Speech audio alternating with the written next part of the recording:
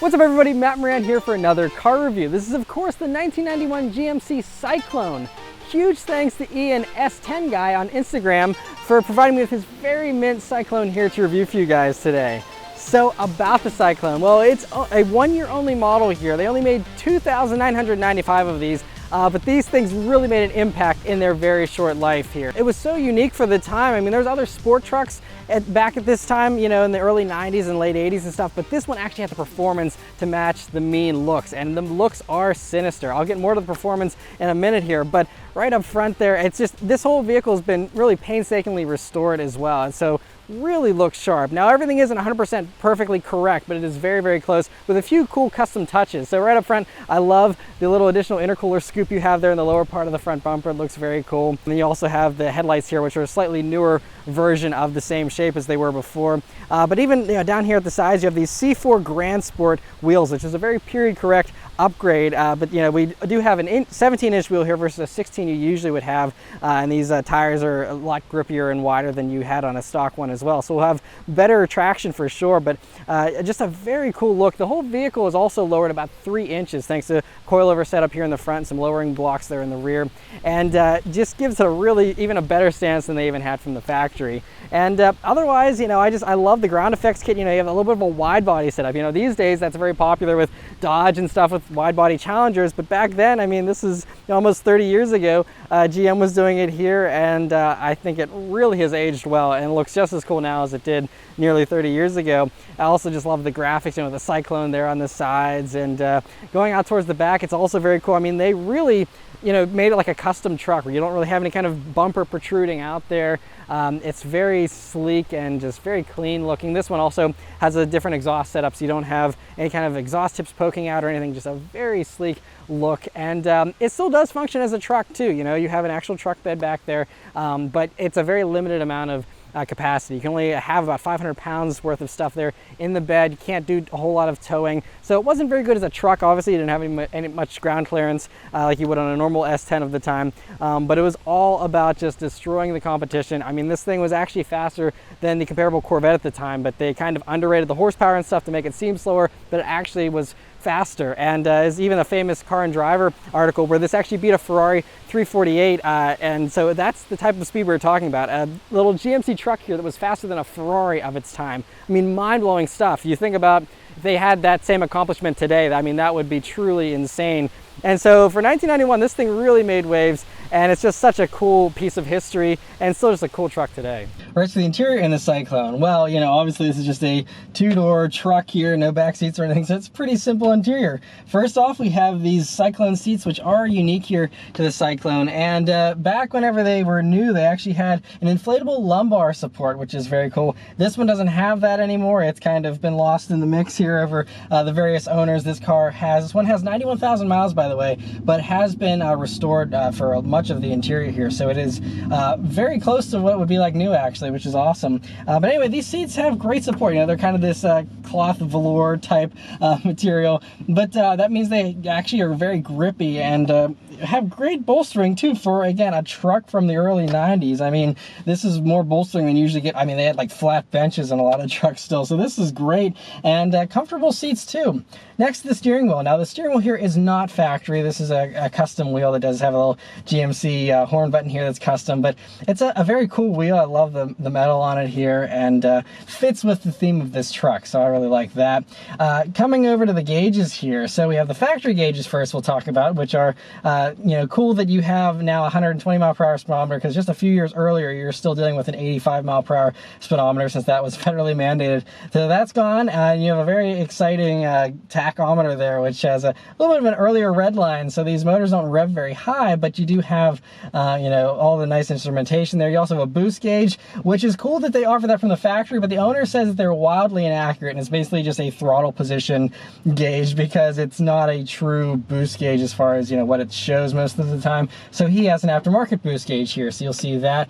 He says that's basically like a necessity because you want to make sure you don't over boost here in these vehicles. He also has an air fuel ratio gauge and also this very cool middle gauge here, which is a little screen, and you can display display like 30 different things on there. You know, you can just go through the menus there and show whatever you want. And it's also how you can actually tune this vehicle on the fly with that tool. And so that's a very cool thing to have. So good to have those gauges. Of course, those are not factory. That whole A-pillar setup is aftermarket. I also love how you have this whole, this is something that mostly GM did, but other manufacturers as well. You have these whole pods. And so the driver control pods, you have the lights on the left-hand side and your heater controls here on the right-hand side, which is also very cool. And then otherwise, you have just your radio here. So this is the upgraded factory radio, which has the cassette deck and also the equalizer switches, which was all the rage, especially in the 80s, to have the equalizers. And so there was one that was a little simpler, but this is the nicer one. And so it's very cool that it still retains that, since again, most people, you know, rip out these old stereos and put other ones in. So I mean, this is very, very period correct in so many ways, and that's very cool to have.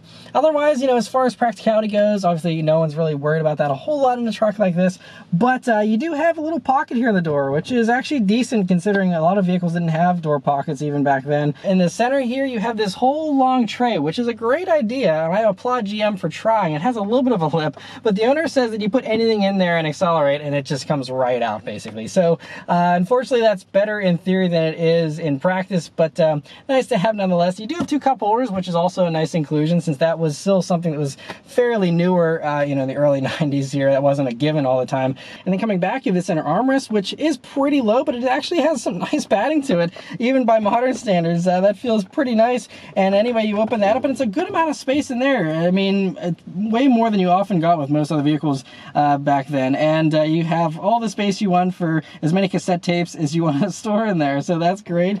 And so that's basically about it. You do have a little bit of space behind the seats here. You could put, you know, jackets or something small, but nothing, you know, formally set up back there. But let's start up and go for a drive. So we just have the basic key here. Just put it into the slot. Let it sit for a second. And it roars to life. All right, so setting off here in the GMC Syclone. So first thing you notice, well, you have excellent visibility. Obviously just nice thin A-pillars here, and very easy to see out of a small truck like this. So you have, you know, pretty responsive steering. Everything feels nice and tight for the most part. And so that's, again, yeah, they did a lot of rehab work on this one. So a lot of this stuff isn't original, but it is factory, you know, correct. So that helps to make things feel a little closer to the way they were in 1991 versus an all original truck that hasn't been touched. But, you know, one of the main things with this vehicle is its amazing acceleration and, you know, the fact that it's got the all-wheel drive to grip as well. So we're going to try a launch here and see how it does.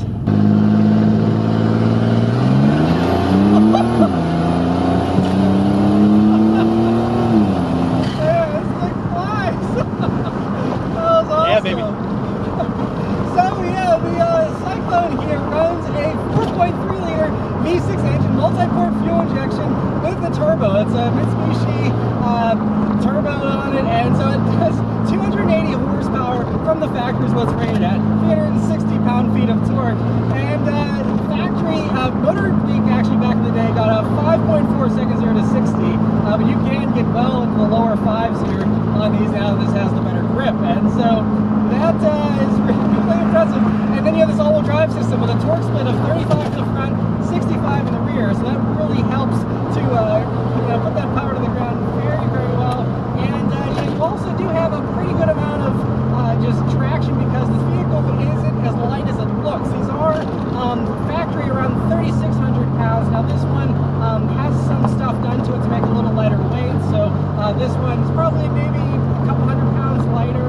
So with us in it, it's probably about 3,600, maybe a little bit more. But so, you know, I mean, for the time that might have been a little heavy, but for the performance and stuff, like I said, it was enough to embarrass way more expensive vehicles like a Ferrari of the day. So that's very, very impressive. And then just cruising now, this one has these coilovers, and so it's definitely a bumpier ride for sure. But that's all part of, you know, giving it this better handling. Because I mean, obviously from the factory, these also had a sport suspension and were lowered a little bit already, but this takes it, you know, one step further here, gives it a great stance, but does give you a bouncy ride for sure. But rolling into that gas, and then you got that compressor surge whenever you let up, and it is fantastic. You don't have to blow a valve or anything. It does have an intercooler and everything, and that's all factory the way it came.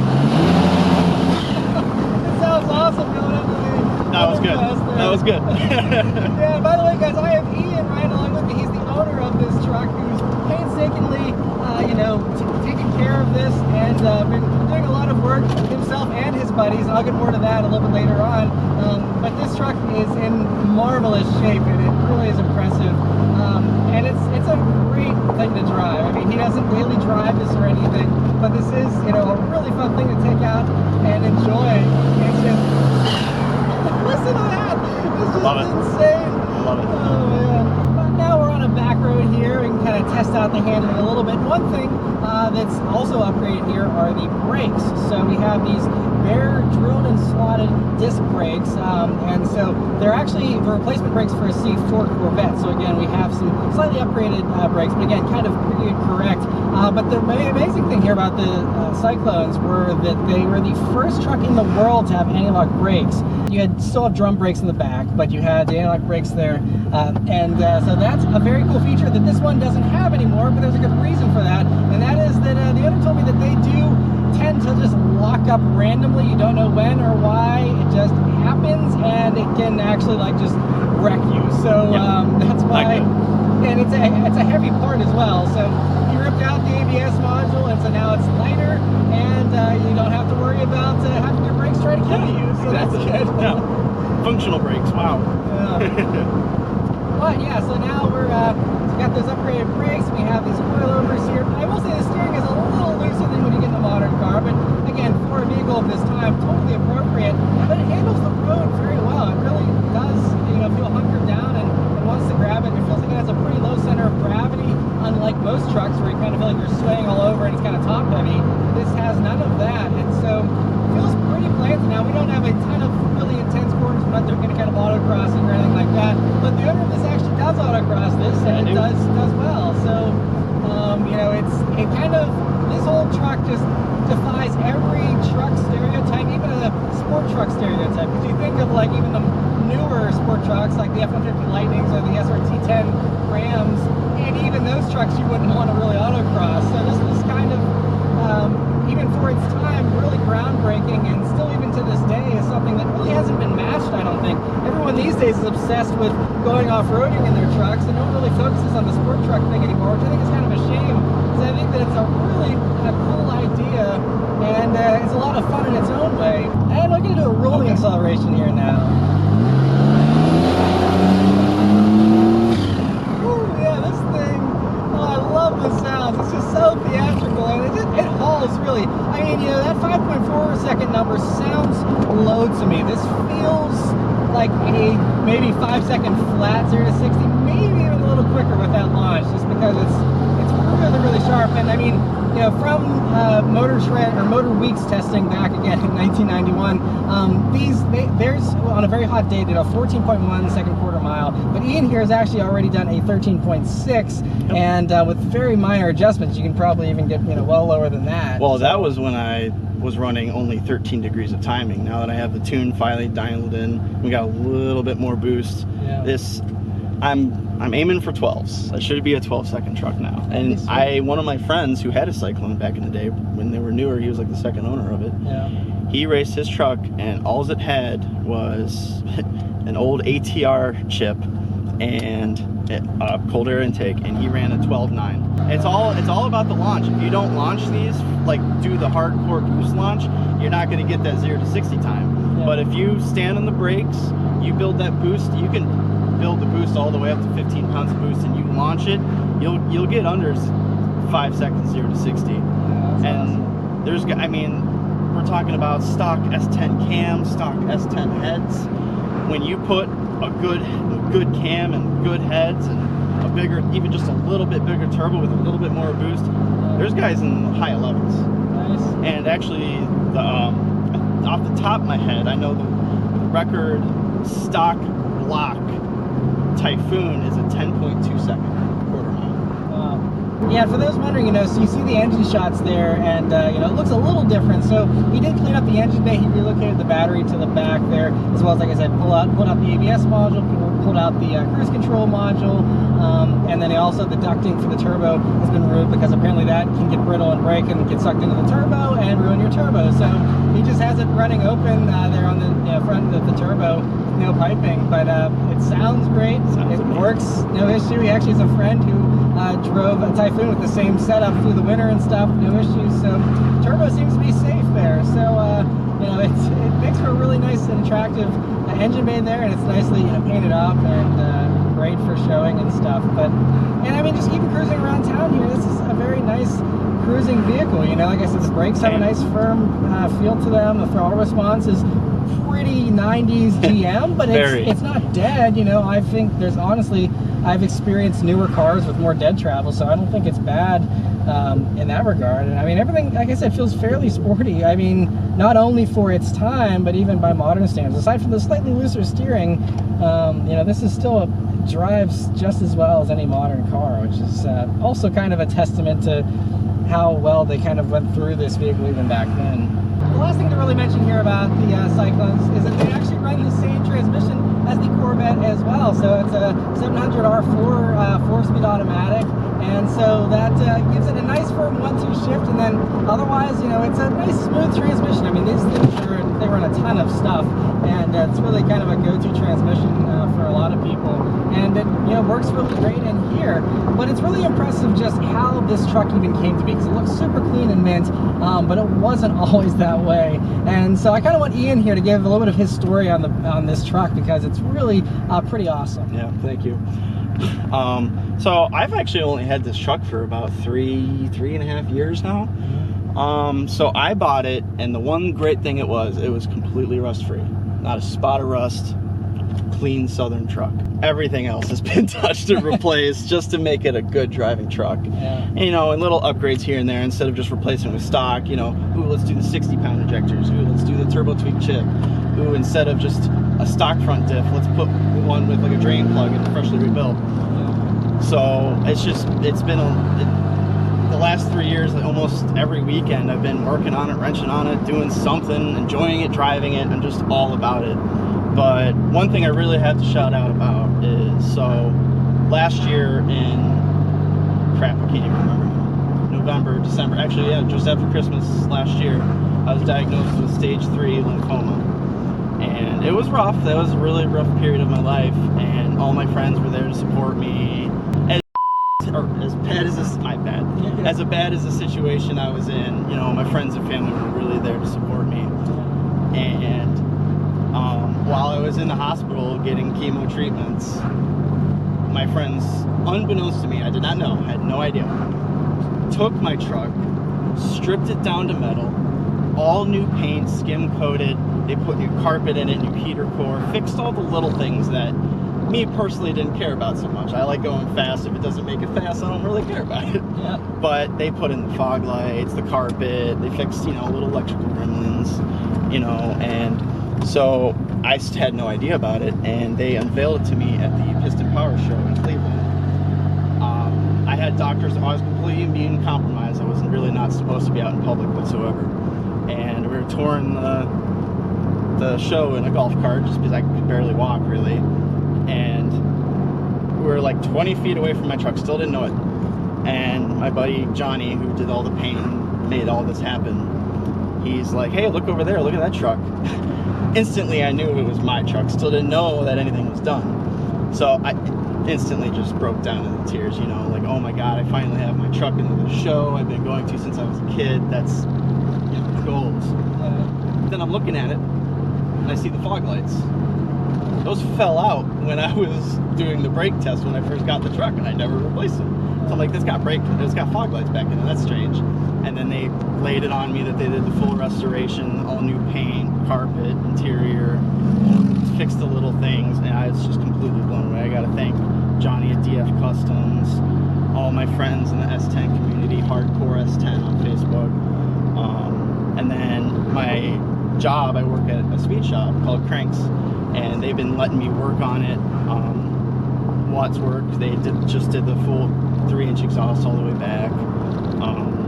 It's just been a lot of, literally, like, people throw around the term blood, sweat, and tears, but this truck, I was replacing the heads, and I dropped the iron head on my pinky, and it smashed it into the block, and it just like a step below from just squirting blood everywhere. Yeah. So blood's Sweat, you know, everyone sweats when they work on the car, and tears, just emotional. This has such an emotional value to it. I just, you know, I just like driving it. I like getting it out. I like telling people about it. Not a lot of people know. Everyone thinks the Grand National Motor 350. Yeah. I just, you know, I like telling people the truth, getting the information about it, out about it. There's actually an organization called ISTR, International Cyclone Typhoon Registration, where every single truck is registered, numbered, documented. We try to keep track of, you know, where these things are. We have no idea how many are left, you know. Yeah. In 1991, they only made 2,995 Cyclones. Right. How many of those are left, you know, who knows? And these things will only increase in value. It's the fact that it's a rare production truck. Right. So it wasn't just like made by some side company. Like, I'm not gonna talk down on it, but the new Cyclone that they are making, which I love it, I think it's cool. It's actually officially licensed. Yeah. But it's not actually offered from GM. It's a side package. Whereas this was like, hey, we're doing something unique and rare and different. Yeah. Come get it.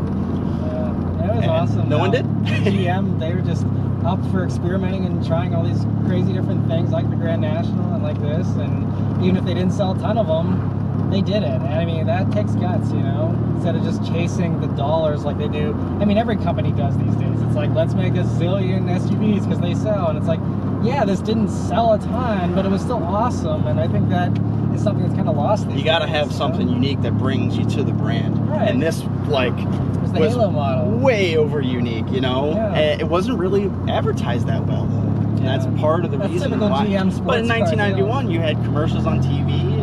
That's really all they had. I mean, they had magazine articles. Yeah. But you know, there's no internet in 1991. Yeah. There's no like just click, see an ad, go buy it. Right. It didn't exist. Yeah. So the advertising for this, and it was just weird. In 1991, here's this truck that out accelerates a 348 TS Ferrari, but you can only put 400 or 500 pounds in the bed. Yeah. And it's such a small cab. I mean, we're in a first gen S10. Like, I mean, we're normal sized human beings, but I mean, we take this to Carlisle, all truck nationals out in Pennsylvania, and we'll drive it to, we'll do a few hour trips, but anything more than 5 or 6 hours, and you're not comfy in here. I mean, even if we did still have all the creature comforts like AC and cruise control, right. That's why the Typhoon sold way better. You know, you had a back seat, you had a whole cargo area. Yeah. So that's they made those for 2 years. Wow. Because people did buy those. They made about 5,400 of those in 92 and 93.